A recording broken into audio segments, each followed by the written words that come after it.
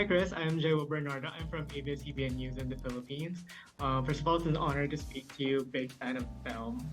Thank you. I guess for my first question, in past interviews, you and your co-director Maggie have mentioned that the film's success came quite unexpected to both of you.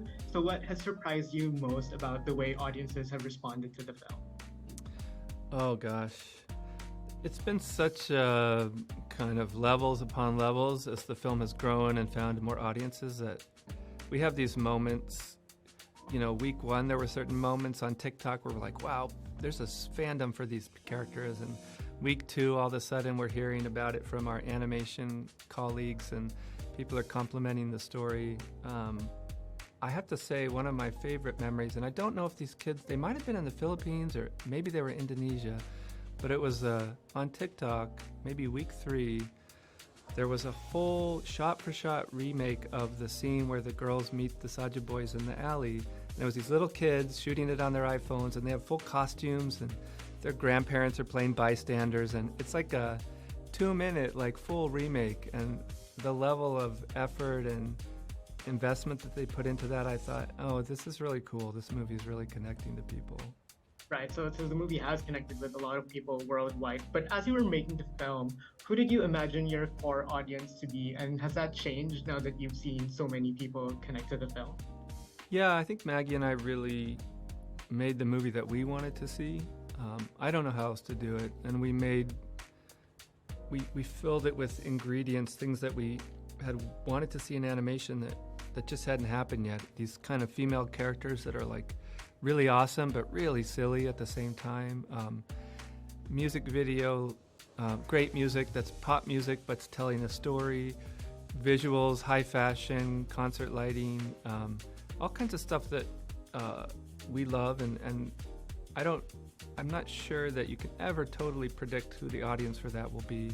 But we brought all that in, and then we just tried to tell a story that felt honest to us and truthful, and then you kind of put it out in the world and see where it goes. And it's been an amazing reaction. But the nice thing about that is if you make the film that you want and you make it for yourself on some level, then it's very affirming to find that other people appreciate that art too.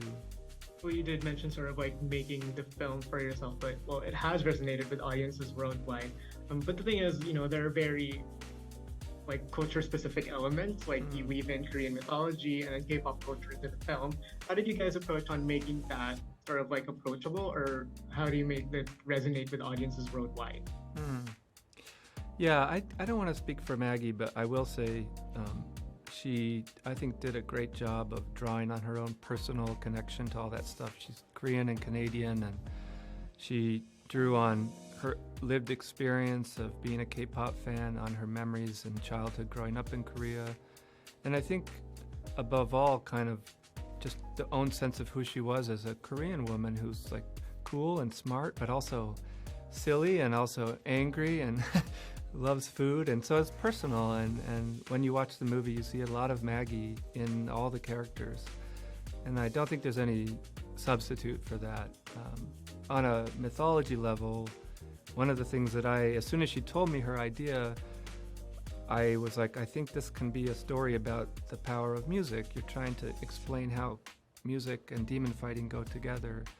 And we really bonded around that, and the idea that the hunter tradition, which is rooted in these Korean folk dancers, but all cultures have song and dance as a way to build community, as a way to drive back the darkness. And so that sort of shared belief of the power of music and how we could make that a superpower, that led to the hunters and the Honmun and all this mythology that, is pretty far out, but it's really just a way to visualize something we all feel.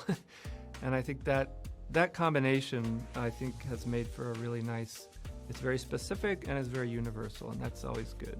I guess just for a final question, with K-pop Demon Hunters enjoying so much success, what's next for the film? If a sequel or a movie or a spin-off moves forward, what aspects of the world or the characters would you want to explore or expand?